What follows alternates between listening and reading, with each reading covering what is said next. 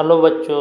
तो आज आप लोग के बीच हिस्ट्री का एक नया प्रैक्टिस सेट लेकर उपस्थित हैं। देखिए, ये सारा वन लाइनर प्रश्न आप लोग को एग्जाम के लिए VVI इम्पोर्टेंट होने वाला है। तो इस वीडियो को आप लोग को पूरा अच्छी तरह से याद कर लेना है और इसमें आप लोग को टॉप 100 प्रश्न मिलेगा जो एग्ज़ाम के लिए VVI इम्पोर्टेंट होगा। तो इस वीडियो को आप लोग को पूरा अच्छी तरह से देख लेना है, क्योंकि ये वन लाइनर सवाल जो है वो कम समय में आप लोग को याद कर सकते हैं। तो अपने दोस्तों को भी ज़रूर शेयर कर दीजिएगा। तो शुरू है आज का वीडियो। तो पहला प्रश्न आप लोग के बीच है, मोहम्मद बिन तुगलक को किस नाम से जाना जाता है? मोहम्मद बिन तुगलक को किस नाम से जाना जाता है? तो अपने युग का अरस्तु के रूप में मोहम्मद बिन तुगलक को जाना जाता है।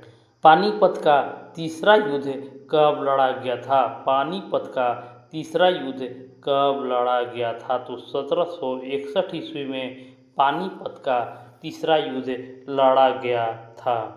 पानीपत का तीसरा युद्ध किनके बीच लड़ा गया था? पानीपत का तीसरा युद्ध किनके बीच लड़ा गया था? तो अहमद शाह अब्दाली और मराठों के बीच पानीपत का तीसरा युद्ध लड़ा गया था, जो 1761 ईस्वी में हुआ था और इसमें अहमद शाह अब्दाली की विजय हुआ था और मराठा हार गए थे। सिंधु सभ्यता किस प्रकार की सभ्यता थी? सिंधु सभ्यता किस प्रकार की सभ्यता थी? तो सिंधु सभ्यता जो है वो शहरी सभ्यता थी।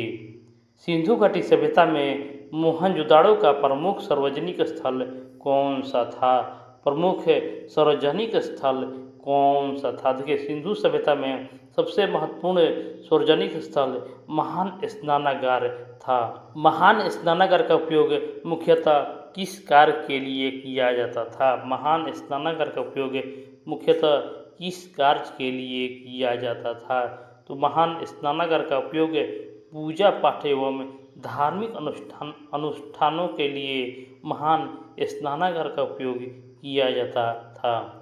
सिंधु सभ्यता स्थल लोथल किस राज्य में स्थित है? लोथल किस राज्य में स्थित है? तो लोथल जो है वो गुजरात राज्य में स्थित है। लोथल किस कारण प्रसिद्ध है? लोथल किस कारण प्रसिद्ध है? तो सिंधु सभ्यता का एकमात्र बंदरगाह के कारण लोथल प्रसिद्ध है।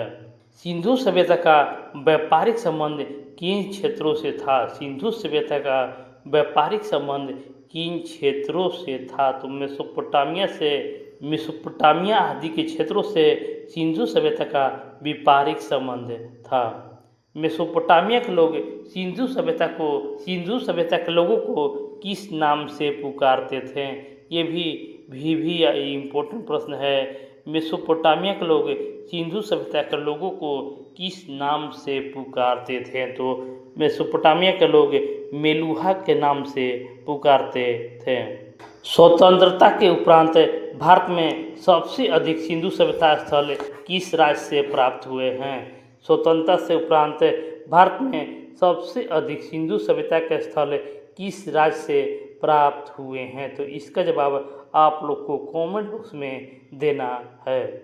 स्वतंत्रता से पहले अधिकांश सिंधु सभ्यता का स्थल कहाँ से प्राप्त हुए हैं? स्वतंत्रता से पहले अधिकांश सिंधु सभ्यता के स्थल कहाँ से प्राप्त हुए हैं? उत्तर होगा सिंध क्षेत्र से। किस पुरातत्वविद ने यह मत दिया कि सिंधु सभ्यता का विनाश आक्रमणकारी आर्यों के द्वारा हुआ था? आक्रमणकारी आर्यों के द्वारा हुआ था। उत्तर होगा मार्टिन व्हीलर के द्वारा यह मत दिया था कि सिंधु सभ्यता का विनाश आक्रमणकारी आर्यों के द्वारा हुआ था। पानीपत का दूसरा युद्ध कब लड़ा गया था? पानीपत का दूसरा युद्ध कब लड़ा गया था? तो अकबर और हेमू के बीच पानीपत का दूसरा युद्ध 1556 ईस्वी में लड़ा गया था। दिल्ली का पहला मुस्लिम शासक कौन था? दिल्ली का पहला मुस्लिम शासक कौन था? आंसर होगा कुतुबुद्दीन ऐबक, जिसे 1206 ईस्वी में कुतुबुद्दीन ऐबक ने गुलाम वंश की स्थापना की थी। कुतुबुद्दीन ऐबक को किस उपनाम से जाना जाता है? कुतुबुद्दीन ऐबक को किस उपनाम से जाना जाता है? उत्तर होगा लाख बख्श के नाम से कुतुबुद्दीन ऐबक को जाना जाता है। नेक्स्ट क्वेश्चन है, कुतुबुद्दीन ऐबक को और किन नामों से जाना जाता है? कुतुबुद्दीन ऐबक को और किन नामों से जाना जाता है? तो लाख बख्श, कुरान ख्वां, मलिक और सिपह सलार के नाम से कुतुबुद्दीन ऐबक को जाना जाता है। वरकरी संप्रदाय के संत कौन थे? वरकरी संप्रदाय के संत कौन थे? तो वरकरी संप्रदाय के संत नामदेव थे। नेक्स्ट क्वेश्चन है, भक्ति संत तुकाराम किस मुगल सम्राट के समकालीन थे? भक्ति संत तुकाराम जो थे वो किस मुगल सम्राट के समकालीन थे? उत्तर होगा जहांगीर के समकालीन तुकाराम थे। भारत में किसे दूसरा औरंगजेब कहा जाता है? भारत में किसे दूसरा औरंगजेब के नाम से जाना जाता है? तो लॉर्ड कर्जन को भारत में दूसरा औरंगजेब के नाम से जाना जाता है। गुरु नानक देव ने सिख धर्म की स्थापना किसके शासनकाल में की थी? गुरु नानक देव ने सिख धर्म की स्थापना किसके शासनकाल में की थी? तो लगभग 1600 ईस्वी में। तो 1499 ईस्वी में सिकंदर लोदी के शासनकाल में गुरु नानक देव ने सिख धर्म की स्थापना की थी। गुरु नानक देव को किस नदी के किनारे ज्ञान की प्राप्ति हुई थी? गुरु नानक देव को किस नदी के किनारे ज्ञान की प्राप्ति हुई थी? तो कालबेई नदी के किनारे गुरु नानक देव को ज्ञान की प्राप्ति हुई थी। इब्राहिम लोदी के पतन और बाबर के सत्ता में आने के समय कौन उपदेश दे रहा था? तो सिखों की पहले गुरु गुरु नानक देव जी उस समय उपदेश दे रहे थे। अकबर के शासनकाल में राजस्व व्यवस्था किसके हाथों में थी? अकबर के शासनकाल में राजस्व व्यवस्था किसके हाथों में थी? तो राजस्व व्यवस्था जो है टोडरमल के हाथों में थी। बीरबल को किस नाम से जाना जाता है? तो बीरबल का ओरिजिनल नाम महेश दास था और इन्हें ब्रह्म कवि के नाम से जाना जाता है।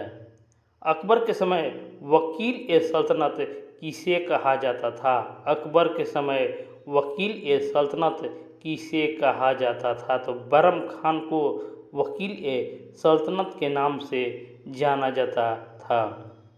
आधुनिक भारत के पिता किसे कहा जाता है? आधुनिक भारत के पिता किसे कहा जाता है? तो राजा राम मोहन राय को आधुनिक भारत का पिता कहा जाता है। 1700 ईस्वी के बाद मुगलों के विरुद्ध मराठों का संघर्ष का नेतृत्व किसने किया था?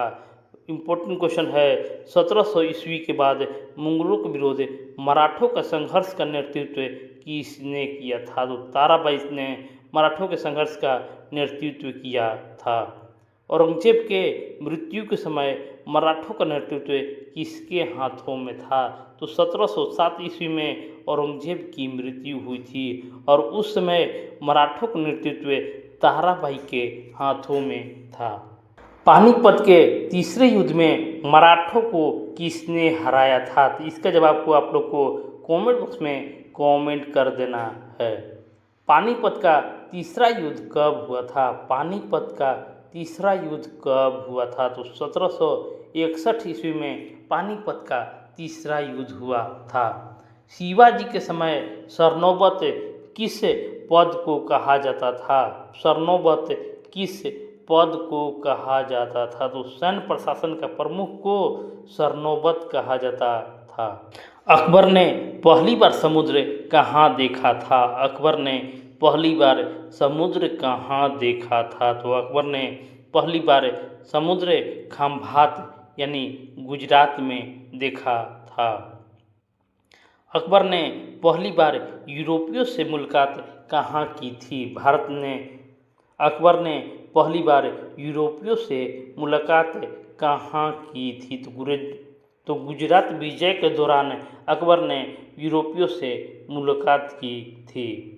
नेक्स्ट क्वेश्चन है, शिवाजी का जन्म कब हुआ था? शिवाजी का जन्म कब हुआ था? तो 1627 ईस्वी में शिवाजी का जन्म हुआ था। और नेक्स्ट क्वेश्चन है, शिवाजी ने छत्रपति की उपाधि कब धारण की थी? शिवाजी ने छत्रपति की उपाधि कब धारण की थी? तो 1674 ईस्वी में शिवाजी ने छत्रपति की उपाधि धारण की थी। शिवाजी का जन्म कहाँ हुआ था? शिवाजी का जन्म कहाँ हुआ था? तो शिवनेरी दुर्ग में शिवाजी का जन्म हुआ था।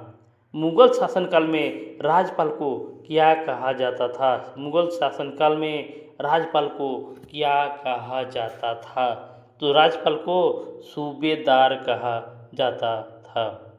बलबन द्वारा प्रारंभ की गई सिजदा प्रथा को किस मुगल शासक ने समाप्त कर दिया था? बलबन द्वारा प्रारंभ की गई सिजदा प्रथा को किस मुगल शासक ने समाप्त कर दिया था? तो शाहजहां ने सिजदा प्रथा को समाप्त कर दिया था। बलबन द्वारा प्रारंभ की गई दो प्रमुख दरबारी प्रथाएं कौन सी थीं? बलबन द्वारा प्रारंभ की गई दो प्रमुख दरबारी प्रथाएं कौन सी थीं? तो सिजदा और वैभव से बलबन द्वारा प्रारंभ की गई दो दरबारी प्रथाएं थी। शाहजहां ने सिजदा और वैभव के स्थान पर कौन सी प्रथा प्रारंभ की थी? देखिए, शाहजहां ने सिजदा और वैभव के स्थान पर कौन सी प्रथा आरंभ की थी? तो चार तस्लीम की प्रथा शाहजहां ने शुरू की थी। शाहजहां ने कौन सा संवत शाहजहां ने कौन सा संवत प्रारंभ किया था? शाहजहां ने कौन सा संवत प्रारंभ किया था? तो शाहजहां ने हिजरी संवत को प्रारंभ किया था। नेक्स्ट क्वेश्चन है, शाहजहां ने किस संवत को बंद कर दिया था? किस संवत को बंद कर दिया था? तो इलाही संवत को शाहजहां ने बंद कर दिया था। दिल्ली के जामा मस्जिद का निर्माण किसने करवाया था? दिल्ली के जामा मस्जिद का निर्माण किसने करवाया था? तो शाहजहां ने दिल्ली के जामा मस्जिद का निर्माण करवाया था। ताजमहल का निर्माण किसने करवाया था? ताजमहल का निर्माण किसने करवाया था? तो शाहजहां ने ताजमहल का निर्माण करवाया था। नेक्स्ट क्वेश्चन है, मोती मस्जिद कहाँ स्थित है? मोती मस्जिद कहाँ स्थित है? तो मोती मस्जिद आगरा में स्थित है। ताजमहल कहाँ स्थित है? ताजमहल कहाँ स्थित है? तो इसका जब आपको कमेंट बॉक्स में आप लोग को कमेंट करना है। नेक्स्ट क्वेश्चन है, जामा मस्जिद कहाँ स्थित है? जामा मस्जिद कहाँ स्थित है? तो जामा मस्जिद दिल्ली में स्थित है। नेक्स्ट क्वेश्चन है, थॉमस रो भारत कब और किसके शासनकाल में आया था? थॉमस रो कब और किसके शासनकाल में आया था? तो 1615 ईस्वी में जहांगीर के शासनकाल में थॉमस रो भारत आया था। विलियम हॉकिंस भारत कब आया? विलियम हॉकिंस भारत कब आया था? तो 1608 ईस्वी में विलियम हॉकिंस भारत आया था। आगे क्वेश्चन है, मुगल भवनों का सबसे महत्वपूर्ण विशेषता क्या है? मुगल भवनों की सबसे महत्वपूर्ण विशेषता क्या है? आंसर होगा गुंबद। गुंबद मुगल भवनों की सबसे महत्वपूर्ण विशेषता है।